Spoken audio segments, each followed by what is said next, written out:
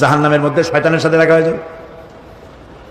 শয়তানকে যখন সবাই অভিযুক্ত করবে তোর কারণেই তোর জাহান্নামে এলাম, শয়তান তখন বলবে ওয়াকালাশ শাইতানু লাম্মা কুদিয়াল আমরু ইন্নাল্লাহা ওয়া'আদাকুম ওয়া'দাল হক ওয়া ওয়া'আদতুকুম ফাখলাফতুকুম। শয়তান বলবে আল্লাহ তোমাদেরকে সত্য প্রতিশ্রুতি দিয়েছিলেন, আমারে দোষ দিয়া লাভ নাই, আমারে দোষ দিয়া লাভ নাই।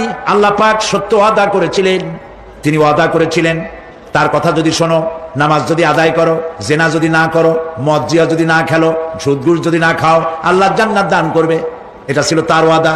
আল্লাহ তার ওয়াদা পালন করে যারা তার হুকুম মেনে চলেছে তাদেরকে জান্নাত দান করেছেন। আর আমার ওয়াদা ছিল ভিন্ন। আমি ওয়াদা করেছিলাম এই ড্রিঙ্ক আর বিমেরি খাওয়ার ফুর্তি করো, দুনিয়াটা মস্ত বড়, দুনিয়া কা মজা লে লো।